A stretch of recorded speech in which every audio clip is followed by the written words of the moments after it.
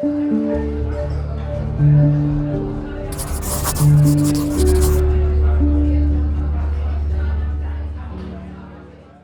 like threw you so much stuff. And No, it's great. I appreciate it. I was purposefully trying to make them, I wouldn't say as hard as possible, but definitely hard. And I take this chance to not just ask questions that people would find interesting, but like things that I wonder what people think about. So like a lot of this is like, I wonder what he thinks about this. Hit me. I read them all. They look great. I'm happy to chat about all of it. And if there's other stuff that comes up, just hit me on the fly. All right. All right. So first question, could you provide some insight into your own investing journey? What types of strategies were you implementing when you first started? And how have those evolved into your portfolio today? What prompted these changes?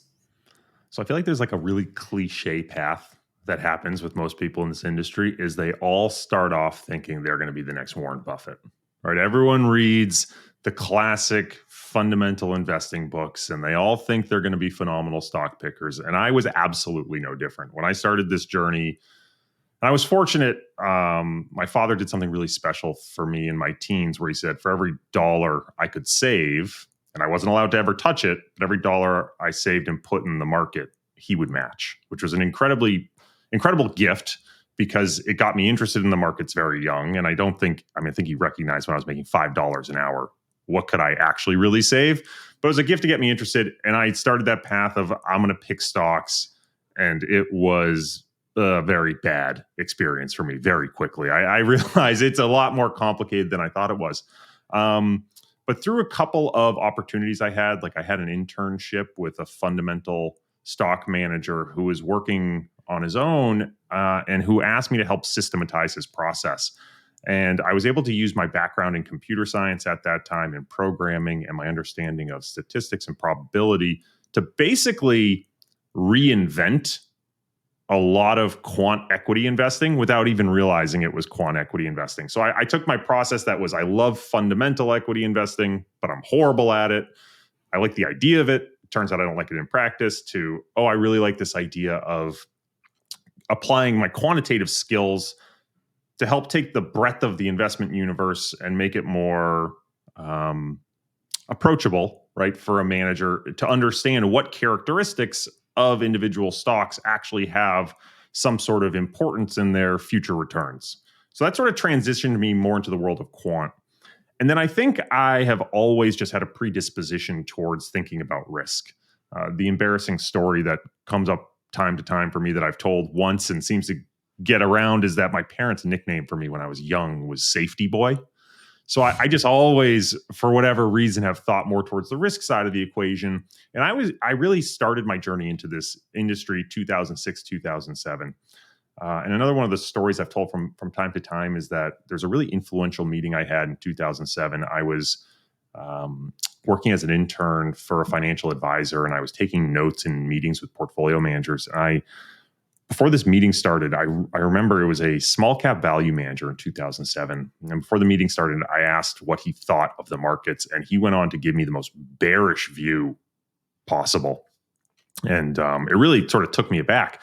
And I asked him what he was going to do about it. And he said, well, nothing. My job is to invest in small cap value. That's my mandate. If the risk isn't right, that's really up to the advisor to determine. And I thought, okay, that makes sense. At the end of the day, he doesn't even know who's invested in his mutual fund, right? How does he know whether that person wants that expression of investment style or not? So after the meeting, I asked the financial advisor what he thought about that answer. And the financial advisor's response was, well, that's crazy. I hire him to be an expert on small cap value. If it's not a good time to be invested in small cap value, how should I know that? He's the one who's going to have that information. And so what I saw was two people sort of pointing the finger at each other as to who was ultimately going to manage client risk. And just as someone who's very risk sensitive, I said, I got to really think about managing risk in my own portfolio. And that kicked off a whole journey for me in thinking about alternative investments, really led me very early on into trend following. And trend following has probably been, since 2008, maybe the one consistent thread throughout my entire career. Through the 2010s, I will say I got interested in other types of alternative investing, really did a lot of work on the quant equity side, but trend following, whether it's trend following equities or a more diversified trend following program has always been near and dear to my heart, and probably the one style beyond just investing in stocks and bonds for the risk premia. Trend following is like sort of my desert island investment strategy. Yeah, that's mine too. I would say. I think as my portfolio grew and grew, not to crazy amounts, but like even just a little bit, I was like, oh wait, my risk tolerance is not what I thought it would be. Because like when you have like $1,000, like yeah, man, just like ape that money. It doesn't matter that much. But it's like as it gets bigger, and you spend all the time saving it too. I mean, 2008 was eye opening for me. I remember. I mean, I was always an avid saver. So, any birthday money I got, any Christmas money, that went to the bank. And then when I could, and I opened up a brokerage account, I remember putting it in the market. And I remember taking a screenshot of my account balance. Like I must have perfectly top ticked the market in 2007. Because for me, it went right over a round number. We're not talking big numbers here, but it was a tens of thousands number that I had been scraping and saving, and I was like, this is amazing. I got over that number, and then it all just disappeared, right? Everything got cut in half because I was invested pretty much all in equities, and it all got cut in half over the next year. And I remember thinking to myself, like, that was a decade plus of savings that compounded to a number, but then got 50% of it was gone within a year. And it was very eye-opening to me as to how quickly the market can take that fortune away. Yeah. I think investors learn as they grow their portfolios and make mistakes and all that. But for sure, risk is like maybe not appreciated, especially like on the YouTube side of things or the influencer, whatever you want to call them. People just ape money away. Risk doesn't sell well, right? Yeah, I mean, unless you're selling fear, risk doesn't sell as well as the opportunity for upside. So you have kind of this saying that risk cannot be destroyed; it can only be transformed.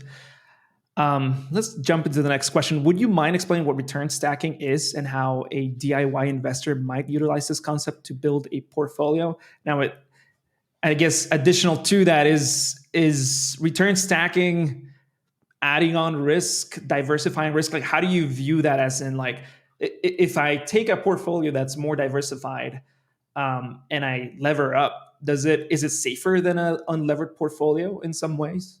Yeah, so there's a lot to unpack here. So I'm gonna start, if you'll allow it. I'm gonna start even further back and just sort of talk about the problem we're trying to solve, right? So I think the one thing most people can agree on in the world of investing, there's very little we actually agree on most of the time, but the one thing we can all agree on is if everything else is held equal, more diversification is better than less diversification. With more diversification, you're going to compound your wealth faster with greater certainty. And again, there's a lot of all else held equal there, but by diversification is an incredibly powerful mechanism. The problem is that, and I steal this phrase from Cliff Asness, who said, statistical time is different than behavioral time.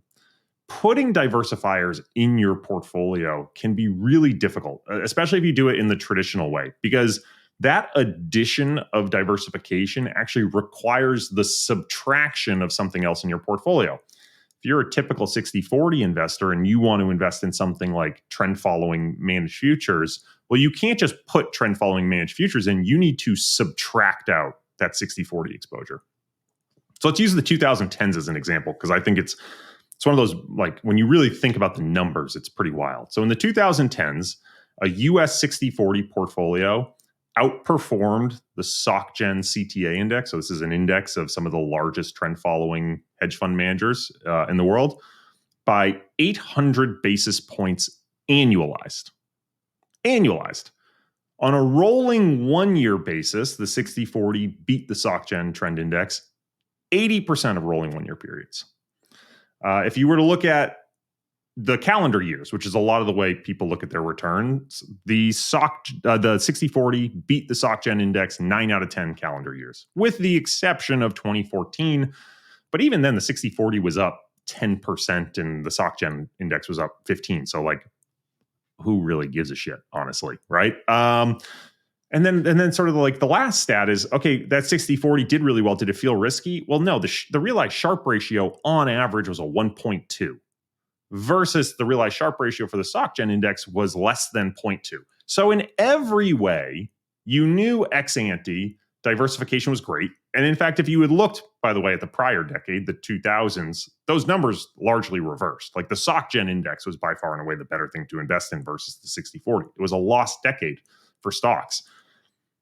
But if you said, okay, I'm going to invest in the 2010s in this great thing that's come to market, managed futures are now available in mutual funds, and you sold stocks to make room or sold stocks and bonds to make room for managed futures, that was a very painful experience from a behavioral perspective. And I absolutely do not blame anyone for throwing them out. I totally understand. I totally get it. At a certain point, you have to ask, is this actually worth it? This is a more opaque, less tax efficient, higher cost strategy versus just stocks and bonds. Very low cost, very tax efficient, and absolutely just wildly outperforming the alternative. So you have this difference between behavioral time and statistical time. Statistical time being we understand things are going to relatively underperform. That's just how diversification works. Behavioral time is that decade felt like a millennia, right, for that relative underperformance. So how do we solve that problem? Well, what I mentioned there was to add the diversifiers, you have to subtract something else, right? And that's the typical diversification via replacement methodology. The whole idea behind return stacking, the problem we were trying to solve is saying, can we add diversifiers without having to subtract that core stock and bond exposure? So it's a very long lead in as to what are we trying to do? So all return stacking is, just at its most basic form, is an investment concept where for every dollar you invest, you're getting more than a dollar of strategy exposure. And there's a whole bunch of different ways it can be implemented. But the core concept for us is to say, can we package together, say, stocks and managed futures or bonds and managed futures or some other exposure such that if you invest $1, you're going to get more than $1 of exposure back, so that when you use it in your portfolio, you are no longer having to sell your stock and bond exposure. You're able to maintain it and get that diversifier overlaid on top. As you point out, this is done via leverage. The way we do it in the funds that we manage very specifically is with futures contracts. Futures offer some of the, especially futures, treasury futures and equity futures offer some of the lowest embedded financing costs for that leverage. But it is done via leverage. And I think a lot of people going to the risk side of the equation assume, well, if you're stacking returns, you're probably also stacking risk. And leverage is just a very scary word in this industry. If you look at every major financial catastrophe over the last, well, probably the full history of finance, leverage is at the scene of the crime, right? But it's not leverage on its own. It's concentrated leverage that's usually at the scene of the crime. And what we're advocating for here is the use of diversifying leverage, using leverage to try to introduce strategies or asset classes that are going to help diversify what you're already holding. So as a really simple example, if you have a 60/40 portfolio, you tend to be very sensitive to the downside in inflationary shocks. So both stocks and bonds tend to respond negatively towards inflationary shocks. And so one of the things you might consider is, well, are there strategies or asset classes that you can introduce to the portfolio that would help fill that gap? So risk parity as a strategy answers that question by adding commodities. We've largely taken the approach of saying, well, we don't like commodities on their own because, during the 2010s, a raw commodity index was down 50%. You stack that on your 60/40, that's not great. Commodities tend to not do well during economic shocks because demand dries up. But we really like managed futures as a strategy, which gives us access to commodities, but does so in a way where there's an active trading strategy that we think can help manage the risk.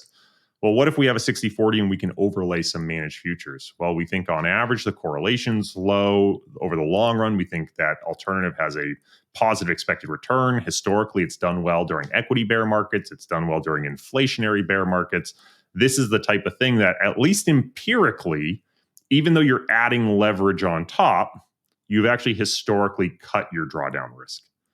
Now, the last thing I'll say, because this has been a long long, lengthy explanation is you mentioned at the very beginning this phrase I use, which is that risk can't be destroyed, it can only be transformed. And I believe that wholeheartedly. I think the entire business of finance is about packaging up risk and transferring it to people who are willing to bear it, and all about pricing that risk. That's what a risk premium is. Layering managed futures on top, right, is not a free trade. There will be periods where stocks, bonds, and managed futures all go down at the same time, and you will be worse off from a return perspective over that period than you would have been had you not stacked. And leverage always introduces path dependency risk. Well, with the exception, like mortgages are technically leveraged and there's very little path dependency risk there. But futures, which are mark to market daily, right, we have to make sure we have enough cash collateral on hand to manage that leverage position. And so if you have stocks, bonds, and managed futures all losing money at the same time, that introduces some path dependency risk that happens with managing that leverage. So this absolutely isn't free, and you need to be really thoughtful about what you stack on top, in my opinion. But we do think that some of the trade-offs are worth it over the long run. So I have my audience is largely factor-based, value investors mostly. How might a value investor or a factor investor, take any factor, use return stacking in their portfolio? This is probably like the number one question I get asked. Like, when are we going to launch a fund that's like small cap value plus managed futures? So this is a hard one, right? Because you have to think about your portfolio holistically. If someone is really only looking for super deep concentrated factor exposure, the answer is, and they don't hold any bonds, they probably can't do this unless they go find someone who is willing to take their equity as collateral and run a separately managed account of something like managed futures on top. So my buddy Wes Gray at Alpha Architect, I believe he does that. I believe if you own a bunch of value stocks, he's willing to park those for you, use them as collateral to run a managed futures program. The other way I think about it, though, is like most people, when they implement factor investing, they have their preference, but they don't tend to be super deep concentrated value. It tends to be like middle of the road value in terms of like how high octane the implementation is. Well, a middle of the road implementation is equivalent to saying I have a super high octane implementation plus some market beta. Right? You can just dilute a super high octane implementation and you sort of get to the same place. So one potential solution is saying, okay, if you really love your value factor investing, take half your money and do it in a super high octane way where you really dial up how much of that factor exposure you have, and then take half your money and do what we do, which is something like S&P 500 plus managed futures. And that combined position gets you middle of the road. Or you don't do it on the equity side, you do it on the bond side. And if you have some bonds, you can sell some bonds and buy a bond plus managed futures strategy and replace your bond beta. But if you are all in on super concentrated, deep value, that's all you own, it's going to be really hard to do, at least with the tools that are available today, unless you find someone to do it in a separately managed account. Is there any strategy a diversifying strategy? So you kind of answered this already with commodities because it's diversifying, but it's probably not a good candidate for stacking. But is there any strategy that you see that probably wouldn't be a good candidate for return stacking? You know, it's funny because I don't want to give the idea that I actually don't think commodities are a good alternative for stacking. I think that if you have a 60-40 portfolio and you're stacking on top of that, that's where commodities might not make sense. But if you have a risk parity portfolio, right? If you're changing those weights, I actually think commodities might make a lot of sense, right? So the way we actually think about this internally is we tend to have like 3 different avatars of people, what they're trying to achieve out of return stacking. So, and we call them the alpha stacker, the diversifying stacker, and the all-weather stacker.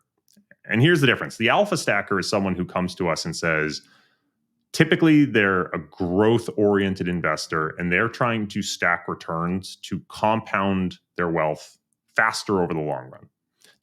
They're even willing a lot of times to take a little bit more drawdown risk. They just want to make sure that whatever they stack on top has a positive expected return over the long run and isn't going to blow them up. And so in that case, I think you can look at very different things. Like you might look at stacking short-term corporate bonds, right? And capturing some corporate bond spread. It's going to be very highly correlated to the interest rate exposure you already have. That credit risk is going to be highly correlated to the equity risk. But am I pretty confident that if you can stick with it over the next 30, 50 years, that it's going to be additive to your portfolio? Yeah, if you take a little bit of credit risk, a little bit of duration risk, it should probably be additive. And, is that alpha? No, it's just levered beta. But who really cares at the end of the day if you get the return?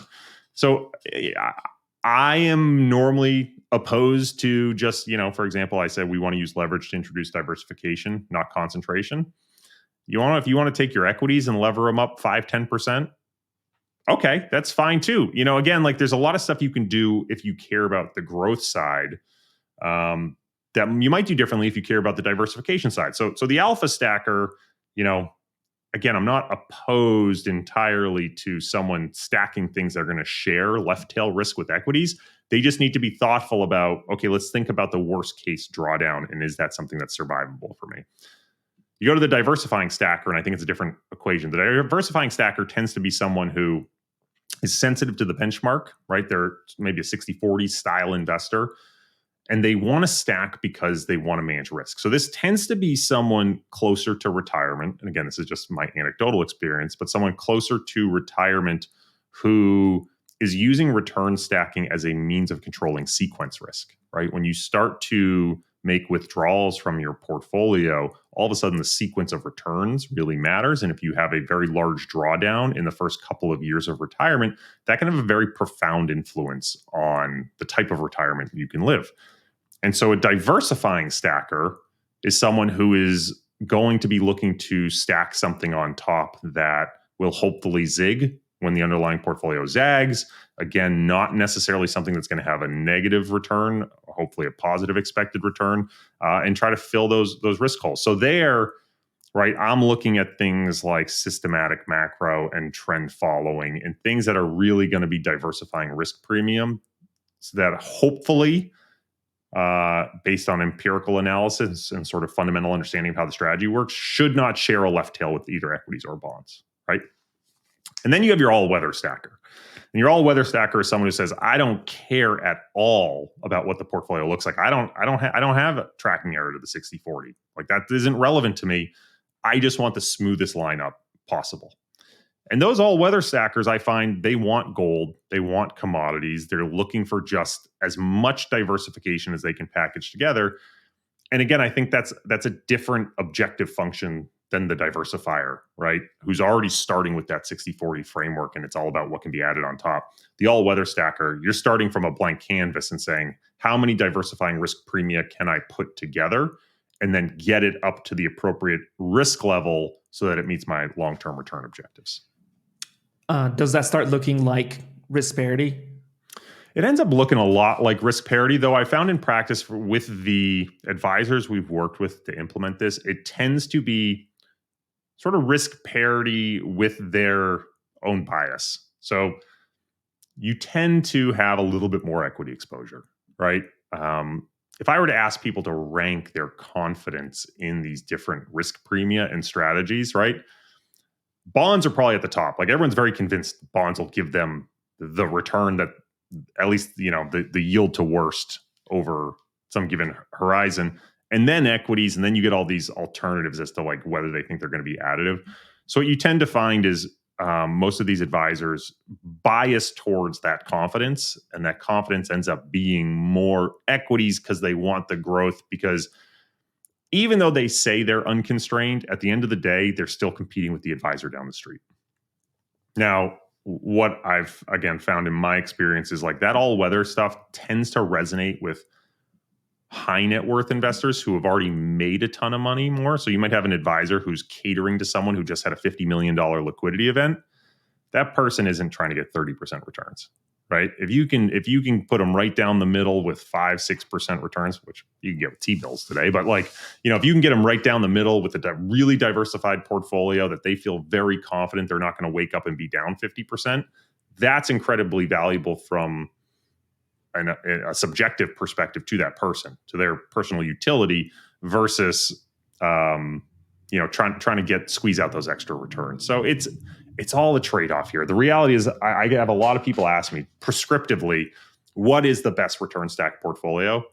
And it doesn't exist. Like, return stacking is just an investment concept, one of which, by the way, I want to be very upfront. First of all, Rodrigo Gordillo at Resolve Asset Management came up with the phrase. I think it's a brilliant phrase, but the whole concept is just a repackaging of portable alpha, which has been around since the 1980s. And it's something that PIMCO really invented decades ago, has been used by institutions, and has largely just been out of reach for most retail investors and financial advisors because it wasn't packaged in a way that they could access it. All we're trying to do is put it in a packaging where it's accessible. And so all the ways in which portable alpha has been used over time, in theory, return stacking can be used the same ways. And there's all sorts of different problems it can be used to solve. Like I think we just published a blog post about using portable alpha concepts and return stacking concepts, not to stack returns at all, but to just be able to hold more cash without having return drag, right? And just having more cash on the sidelines for when you might need it. And when you use it, you're effectively borrowing at some of the lowest interest rates available anywhere. That's a powerful tool that has nothing to do with stacking extra returns. So people ask me all the time, what is the best return stack portfolio? There's no answer there. It really has to do with what your objective is in the problem you're trying to solve. So you might have just answered the next question, but I'll ask it anyway. Is return stacking a chance for people to go active hunting? So if you have a 60-40 portfolio, you're covering your bases.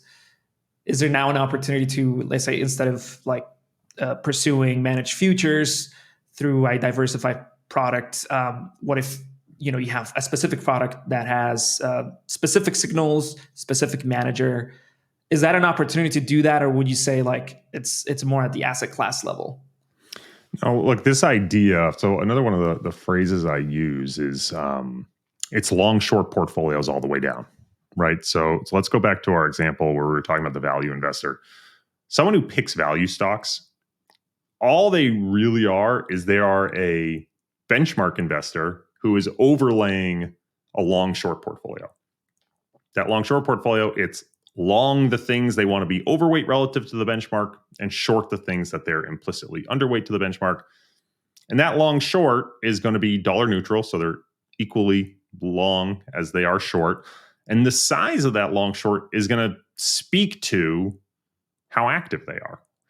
And so with that framework in mind, you can look at every portfolio and say, well, this is either explicitly return stacking or implicitly return stacking, right? If you're a 60-40 investor and your stocks are all value stocks, well, another way to think about that is you are a benchmark 60-40 investor, and then you stacked 60% exposure to this value long short. That is an equivalent mathematical expression.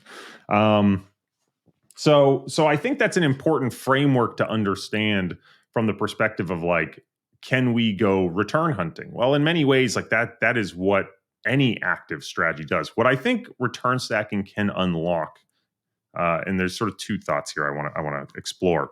The first idea is, I guess, on the implementation side, right? We talked about stacking stocks in an alternative or bonds in an alternative in a single fund, and then using that fund to replace your beta. Well, the other way you could do this is I could put together a fund that is just levered stocks and bonds, right? And you could then replace some stock and bond exposure with this levered stock bond fund, but you don't need as much exposure, right? So let's say for every dollar you invest in this fund, the fund gives you $1 of stocks and $1 of bonds. Well, if you were to have a portfolio and you were to sell 10% of your stocks and 10% of your bonds, you could put 10% into this fund, and that 10% in the fund would replace the beta you lost. But now you freed up 10% cash. And that 10% cash you can use to invest however you want. So we offer a stock plus managed futures fund. Maybe you don't like the way I do managed futures. Maybe you love the way AQR does managed futures, or maybe you love AQR's diversified arbitrage fund or any of the alternative funds out there. Or maybe you love a hedge fund manager. Well, you can take that cash and you can invest it in whatever return seeking or alternative expression fund you want. And the net effect we have created is that it's been stacked on top. It's just that instead of being in a pre-stacked solution where it's within a fund, we have used a capital efficient stock bond fund to free up room in the portfolio. So that's a really important concept here in that the way in which return stacking can be implemented, there's like the pre-stacked solutions, and then there are capital efficient stock bond funds that allow you to go pursue whatever additional return profile you want. This is a question I've been wanting to ask for a while, but what do you make of factor investing? And the obvious question is value investing dead? I wrote a paper a couple of years ago called Factor Fimbulwinter. The idea here is that when a factor dies, I think a lot of people expect that a factor will all of a sudden have negative returns, right? Value has gone through a very tough period. But the reality is if a factor gets arbitraged away, right? If too many people crowd into the factor, then what you would expect is not necessarily that the premium would go negative. You would expect that the premium would go to zero. And so there's an interesting asymmetry here when it comes to quant investing potentially. And I think academically, we've been too focused on trying to find factors that have a high or a low p-value, right? A very high statistical certainty. The reality is, if we happen to choose things with lower statistical certainty, well, there's an asymmetry. If we're wrong, then it should just be, the return profile should just be random noise minus transaction costs. But if we're right, then there's some alpha. Now, we've been very focused as an industry on trying to only identify things that we have a high statistical certainty on. I think if you start to talk to, at least that's what we publish. If you start to talk to firms behind the scenes, that statistical certainty, they're willing to be less certain. But how does this tie back to value? Well, in this Factor Fimbulwinter paper I mentioned that, look, if value is dead, the amount of academic evidence we have for value goes back so far and spans so many asset classes that if you were to just add random noise to the returns of the value factor going forward, it would take 50 or 70 years before statistically we'd be able to dismiss value. We just have too much evidence to support its existence. And the point I was trying to make there was ultimately, this is all a faith-based exercise.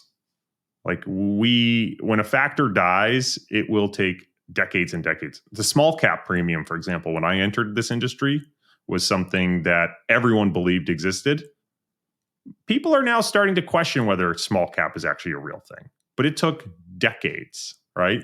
After it was initially published. It might still help explain the cross-section of returns, but there might not actually be any premium associated with small cap itself. And so to a certain extent, like, we will never have all the answers. This is a very fluid, competitive, reflexive market. What you choose to invest in, the most important thing is, can you stick with it? Because you will be tried and tested. And the easier these things are to invest in, the more you would expect either there to be a more violent cycle of ebb and flow of returns, because you need the sort of hot hands to pass the money to the steady hands, or the easier it is to invest in, you would expect that return to compress lower and lower, and the Sharpe ratio or information ratio will get lower and lower. To address value specifically, do I think value is dead? No, I do not. I think all the evidence suggests that in the 2010s, you basically had that growth stocks were actually underpriced, that they basically beat expectations in profitability and earnings, at least until about like 2017, 2018, after which point it did seem to be a large shift in sentiment. And you can look towards things like the value spread, the spread between the value of growth and value stocks themselves, which is now eclipsed the highs we saw in the 2000s. And so it's hard to argue that value's overcrowded, that there's too many people doing it and the premium's been eroded, because all the evidence suggests that the stocks are the most undervalued they've ever been.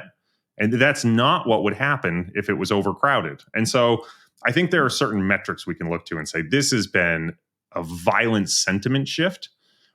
The problem is when things get to extremes, it's not like they suddenly easily snap back. Like this is something that could take years and years and years and have short-term sudden violent reversals. You had a wonderful 2022 for value, and 2023 has been pretty bad. This might take 10 years to play out. These are slow-moving premia, and that's why I say it's such an important thing to like choose your faith. I like value investing, but if I'm spending my active risk budget somewhere, again, I'm not going to do it on value personally. I'm going to instead say, well, I'm going to take all my active risk budget and put it into managed futures. I'd rather have all my weird returns show up there. I think it's more beneficial to my portfolio and it's something I like more. But if someone is a value investor, I've got no issue with it. Like I think there's a ton of evidence supporting the existence of value, both as a risk premia and a behavioral bias that exists within markets. And I don't think the nature of people is ultimately going to change or become so efficient that it's inherently going to disappear forever.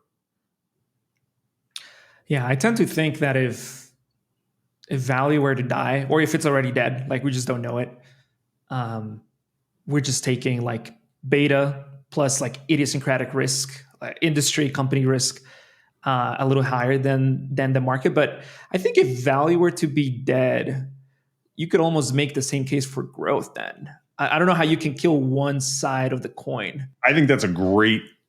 So that is a really great way to express it, right? So, and it depends on how you define growth and value. I've never really loved the idea that growth and value are opposite. It's really expensive versus cheap, and there are reasons why growth and expensive tend to go together, just fundamentally. But okay, let's call it growth and value. If we're really saying that we take the market, we'll take the Russell 1000 or the S&P 500 and split it into two cohorts based on valuation, and one is expensive and one is cheap, one's growth, one's value. Well, at the end of the day, you can't have value always underperform without growth always outperforming, right? That their returns have to sum up to the market return. Similarly, if value is just idiosyncratic noise, right? It's not always underperforming. Well, then growth has to just be the mirror opposite of that idiosyncratic noise. So you can't have value be dead and growth work, right? In the sense that if dead meaning not like idiosyncratic returns, dead meaning like it's now a negative premium. You can't have one belief about growth and have without having a corresponding negative belief about value and vice versa. Yeah, I'm definitely like looking forward to seeing what this next decade brings in value. I'm post for it to outperform. Let's hope that happens. It's been such a long time without experiencing any meaningful premium. Let's talk about trend though, because you mentioned that trend would be kind of like your desert island strategy. I think it's also mine. So you run a fantastic strategy called the Robust Equity Momentum Index. Why is diversifying signals so important when trend following? You use this ensemble of signals. I'm wondering what it just looks like over the long term versus just having like a single signal or less signals. Could you talk about that? So this is a really important idea and one in which I don't think everyone fully appreciates. So when I think about diversification, I really think there's like three axes of diversification. The first is what? What are you investing in? And I think this is the traditional diversification that everyone knows. The second is how. How are you making those investment decisions? And that can be everything from are you a value investor to are you a trend follower, right? Those are different processes. But then within that, right, there's different ways of expressing the same factor. So I think most people are more aware of value investing. So I'll just use that as an example. If you're a value investor, right, are you looking at things like enterprise value to sales? Are you looking at things like PE? Are you looking at a mix of those things? Like how are you measuring value? And as it turns out, while those are correlated concepts over the long run. Over the short run, they can lead to very different portfolios. And obviously, if you're building different portfolios, the return profiles are going to be different. So very correlated within the concept of value, but the expression is very different. Are you sector neutral? Are you not sector neutral, right? Again, very different expressions of a similar concept. And then the final axis of diversification is when, which is when are you expressing these trades? This is, I'm Don Quixote tilting at windmills with this one because I have such a passion for this idea of rebalance timing luck, which I feel, if you'll let me, I would love to get into at some point because I think it's the same concept here. But all three of these have an important influence on your returns. The first one, most people understand that diversification is going to impact your volatility. Ensembling process and managing rebalance timing luck doesn't necessarily influence the volatility of your portfolio. But what it does is it can shrink the distribution of your potential terminal wealth, right? Which is sort of a weird thing to think about. But let's use a really simple example. So good buddy Meb Faber published a paper back in, I think it was 2007. It might be the most well-timed quant paper ever, where he used a 10-month moving average trend following signal to time markets. And then lo and behold, it worked brilliantly in 2008. And it was the paper that was sort of that launched 1,000 tactical strategies. But one of the things as you start to do this thought exercise is you say, okay, well, is there anything magical about a 10-month moving average? It's one way of measuring a trend, but what happens if I use a 9-month moving average or an 11-month moving average? What happens if I use a 200-day moving average? What happens if instead of a moving average, I look at prior returns? It's another way of measuring a trend. Or what if I use a dual moving average crossover? These are all ways of measuring a trend. Like, is there something magical about the 10-month moving average? And you can try to answer that fundamentally. You can try to answer it empirically. I struggle to come up with any reason why 10-month moving average should be better than a 9 or an 11-month. And empirically over time, what you find is if you were to run a strategy using a 10-month moving average versus a 9 or an 11, the Sharpe ratios of those strategies are statistically indistinguishable from one another. So at least historically, like, they are the same. What you find, though, is that there will be periods where one of those signals triggers and the other one doesn't, right? And that when one triggers and the other doesn't, that's what's going to lead to dispersion in their returns.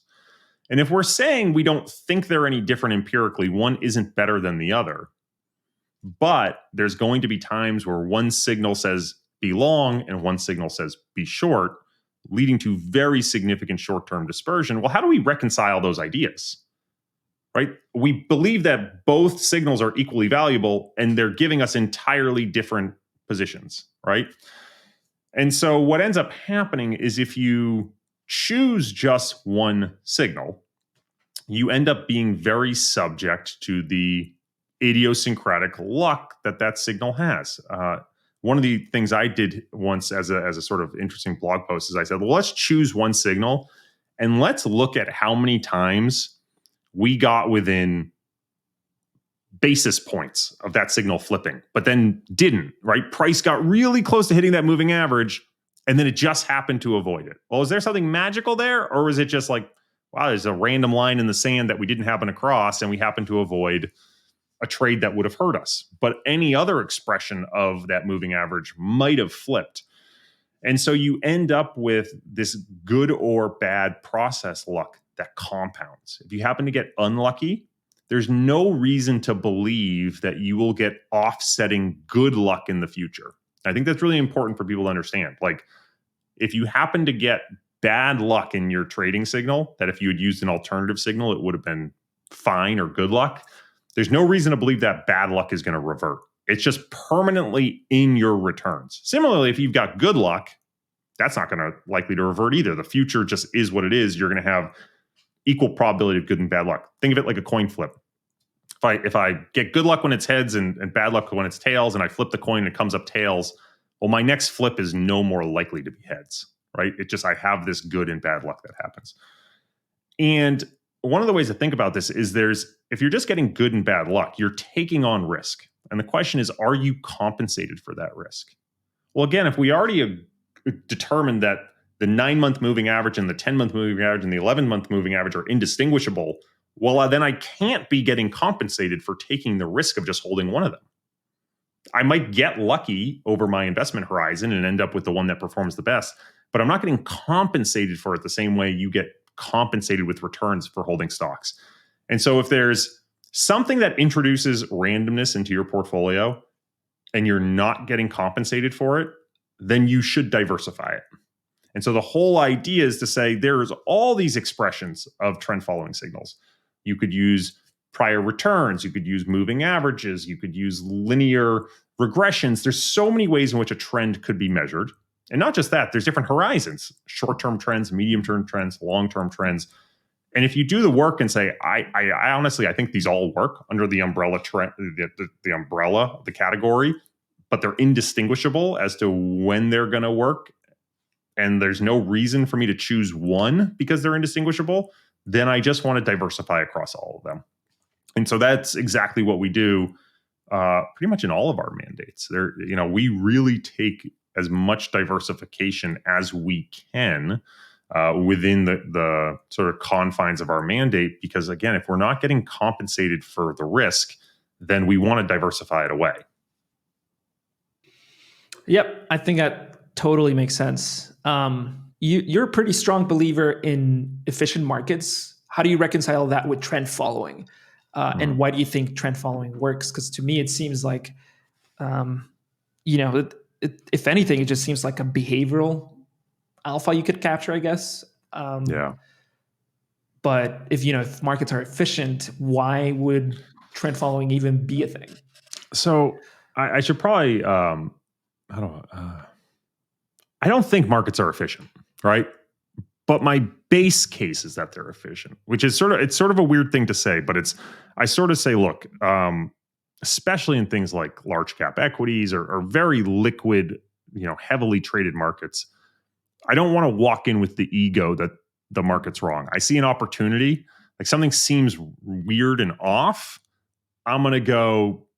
I just, over time, I've gotten a lot more humble. And instead of saying, oh, the market's made a mistake, I go, I'm clearly missing a piece of this, because there's a lot of brilliant, sophisticated players out there that if this were a really obvious mistake, they probably would have corrected it. Now, that's not always true. There might be structural reasons why they can't trade something. I think there's a lot of mispricing in things like micro caps that can't be traded as easily. Like, there's all sorts of things that can happen. I think the value premium exists. I believe momentum exists. Like, I believe in all these active strategies for sure. But I just generally like to start with the base case assumption. Markets are pretty darn efficient. And starting with a portfolio of just stocks and bonds, you could do a lot worse. So let's talk about trend following. So I think about trend following in two ways, right? The first is I assume there's no alpha. So what do we have? Well, if we think about a traditional managed futures portfolio, just a very generic one, you typically have 25% of your risk in stocks, bonds, commodities, and currencies. So that's risk weighted, right? So on a dollar basis, you probably have more bonds, less equities, less commodities. That sort of looks and smells like a risk parity portfolio, right? And then what are you doing? You're applying all these trend following signals to every market.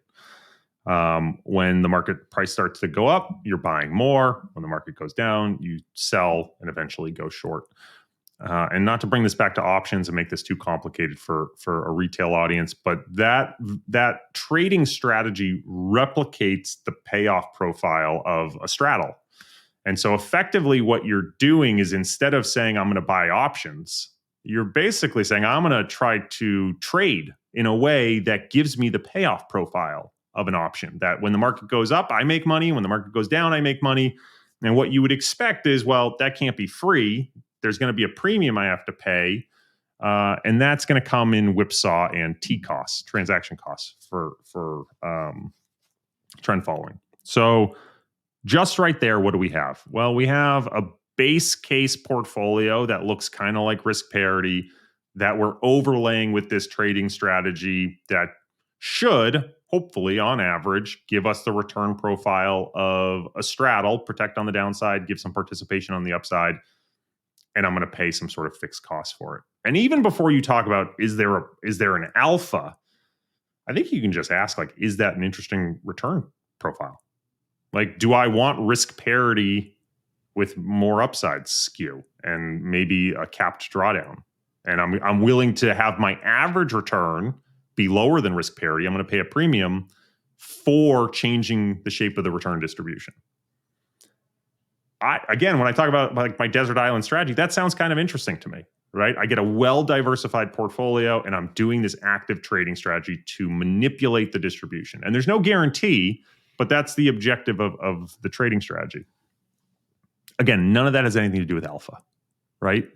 That's just, is that an interesting return profile? I think so. So then you ask, okay, but what if there is alpha, right? What I mentioned that trading strategy should have some negative cost to it, right? I shouldn't get this for free. Well, what if I'm taking advantage of other investors? And there's two ways this sort of gets expressed. The first is trends exist and persist because of behavioral biases, right? You have some information that comes into the market. There's a delay in which price responds because of anchoring, and then you get sort of these disposition effects. You get some crowding and some herding, and trends overextend. And there's all sorts of ways in which you can take advantage of the behavioral impacts. But there's also an argument that trend followers are providing, especially within commodities, important liquidity to both producers and consumers. And so you might actually earn a liquidity premium. Maybe. All of this stuff is really hard to quantify, right? But I look at it and say, maybe I believe it, maybe I don't. I do. I mean, I will say my personal bias is I do think that there is behavior that causes, particularly at the asset class level, trends to persist, and therefore something we can take advantage of in trend following, right? But that's just icing on the cake to me from this basically like this strategy that I think has a really interesting P&L profile. If we can get some alpha, great. Then we can hopefully get some of that reshaping the return distribution closer to free than costing something. To me, trend seems like it just brings positive skewness to our portfolio, and it seems like avoiding the biggest drawdowns is the most important part of trend. And then when you look, I've backtested like the dual momentum strategy, right? Super famous. Just the past 5 years, it's been like such a bad strategy to hold. And it just seems like when you look at, for example, your index, it's much smoother, especially like in the 2018 era where that whole, end of the year. So would you think that in order to fill in gaps, let's say like 2020, that tail hedging would be an appropriate combination to have with trend following for those people who want even a more robust strategy? Yeah, so this is a classic debate between, first it was Auntie Ilmanin and Nassim Taleb, and then Cliff Asness sort of took over for Auntie. Right, there's no panacea here. One of the things I will say before I go into this is like, you can't diversify away all your risk, right? If you diversify away all the risk you have in your portfolio, you've basically just replicated the risk-free rate, or you have an arbitrage. Good for you if you found an arbitrage, right? But you have to take risk to earn reward. That's what you're getting paid for. And so to a certain point, we have to just accept what risks do we want to take, and then what risks are we no longer comfortable taking. And with those risks we're not comfortable taking, we either need to just reduce our position size, we need to find a way to diversify that risk if we can, or we need to hedge it explicitly. Right now, you can hedge something explicitly by reducing the position size or putting on an equivalent short, or you can do some sort of conditional hedge, which is, right, that's what tail risk hedging is trying to do. I think what's difficult with tail risk hedging is that I generally believe markets are pretty efficient, right? It's hard for me to look at something like the S&P 500 and say, well, yeah, this is like an incredibly overfished pond, but I'm sure someone can find a way to pick stocks and have alpha there. Like maybe, and I believe in some of the factor premiums, but I think it's a very, very overfish pond. Similarly, when you look at something like S&P 500 options, like I just don't think there's any obvious bets that like, deep out of the money puts are always underpriced. Like, are they really always underpriced? Like that seems very improbable to me. Now that doesn't mean there aren't opportunities where, hey, a big fund is rebalancing and they're impacting the shape of the vol surface, and maybe there's some edge there in which you can express your bet a little bit more intelligently. But generally speaking, I think vol is usually priced pretty well. And so if I'm not going to have actual alpha in my tail hedging process, then the question is, what am I doing the tail hedging for? Well, I look at it as like, would you ever buy a beach house without insurance? Probably not, right? There's too many risks. So there might be the ability to say, well, I can increase the risk of my portfolio, right? Add a little bit more leverage and then buy some insurance. And not so much insurance that's going to offset all the benefit, but just enough insurance to make sure I don't blow myself up. What are the conditions under which I really would have permanent portfolio impairment? Let's make sure I'm hedged against that. But the other side of it that I think is really interesting with tail risk hedging is that you have to rebalance. You have to monetize your hedge for it to have any impact on the geometric growth of your portfolio. So what do I mean by that? Well, let's say I have a portfolio and I buy a bunch of deep out of the money options and March 2020 happens. Well, I might have offsetting returns, right? My stocks went down, the options exploded. Great, maybe my portfolio doesn't lose any money. That's fantastic.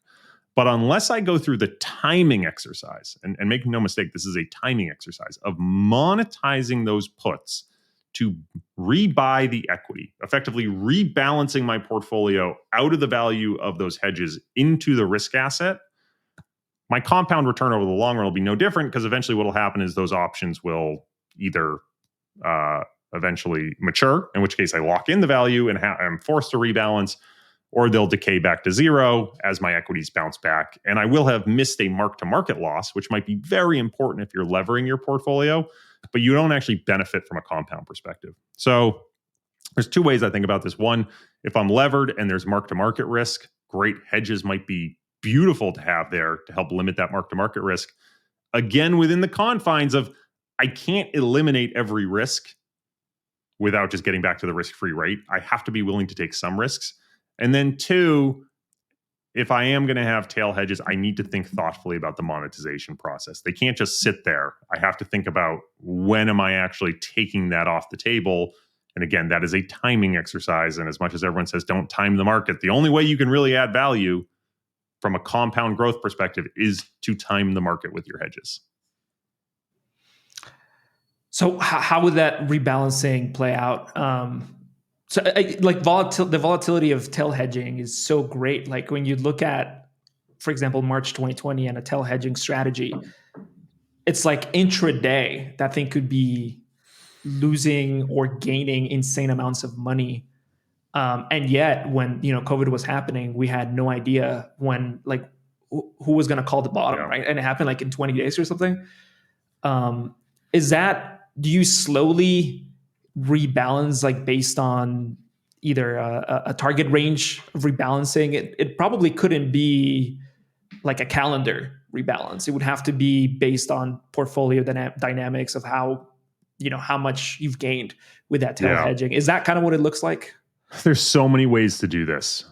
It's typically not a calendar thing. I mean, the common role is a calendar thing. As you get to more sophisticated tail hedgers, a lot of them are trying to keep a constant risk profile. And that risk profile is usually either in gamma or vega. So these are options terms. If you're not familiar with them, I apologize. But it's basically speaking about like how much convexity is in that option. I did an interview on my podcast once with a gentleman named Jeff Baird, who trades commodity options.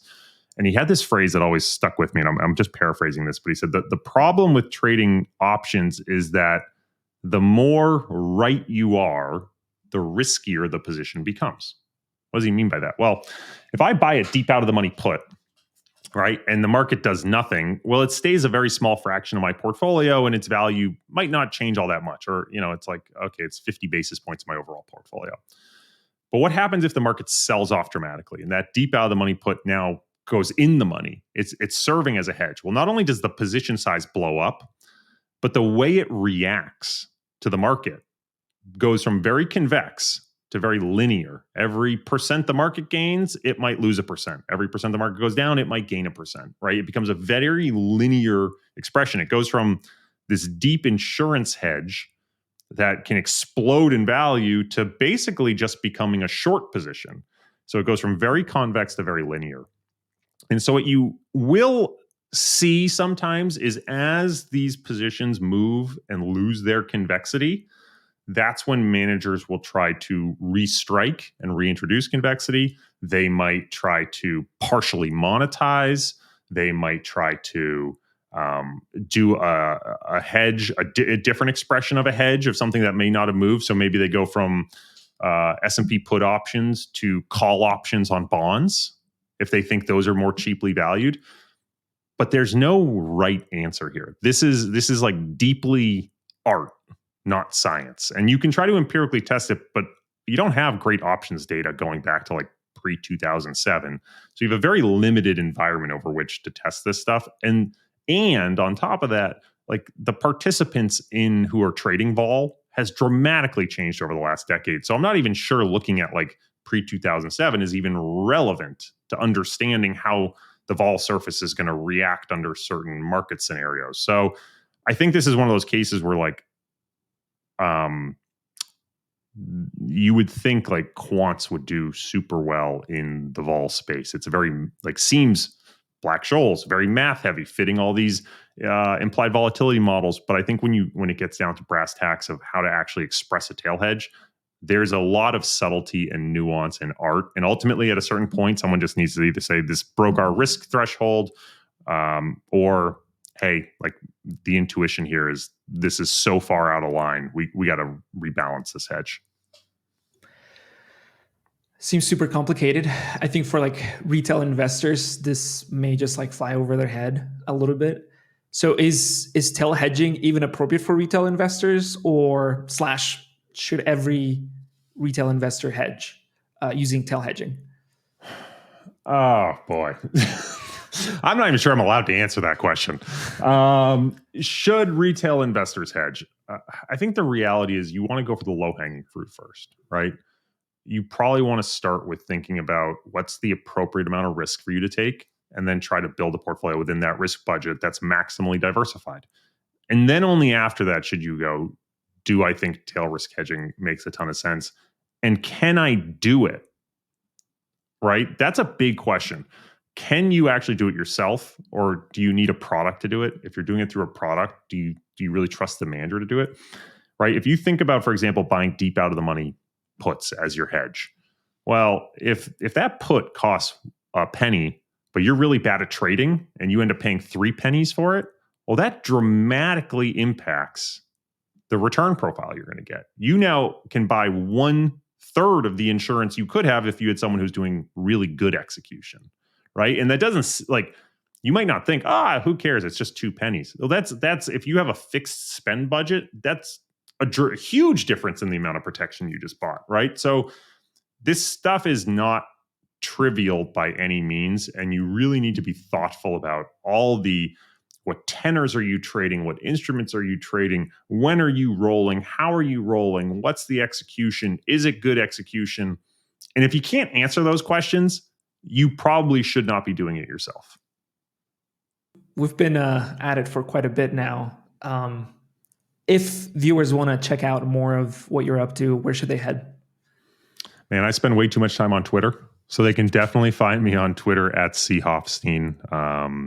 You can check out my podcast, Flirting with Models. You can go flirtingwithmodels.com, or you find it on Apple and Spotify. And then if you want to learn more about return stacking, you can go to returnstacked.com, or you can find our YouTube channel where we're hoping to continue to post more videos on this topic. Anything interesting going on right now? Anything you're working on that you can reveal? Man, there's always things we're working on. We launched 2 ETFs this year. We're recording this in the middle of October, and I am hoping to have 2 more out by the end of this year. And For me, long term with return stacking, the way I express my goal is I always find that like the Vanguard Boglehead 3 fund portfolio, like a very admirable solution. Like keep life simple. I want to create the equivalent with return stacking. I want to bring the 3 or 4 core building blocks of return stacking to market and have those serve as a standalone. So we're working really hard to get another 2 funds out the door, which I think will sort of cover all of our basic bases with return stacking. And then from there, it's I'm hoping we have some really interesting content. I got to record some this afternoon that we're trying to cover all the different angles of return stacking and make sure we get everyone all the education and information they would need to be comfortable and understand how this approach works and all the trade-offs and benefits and risks that can go along with it. Well, I want to thank you, Corey, for accepting this interview, and I wish you the best with your endeavors. I'm a fan of what you guys are doing, so I really hope nothing but the best. Well, I really appreciate the opportunity, Jose, and I love the content that you're putting out there. So keep it up. We appreciate it. I appreciate it, man.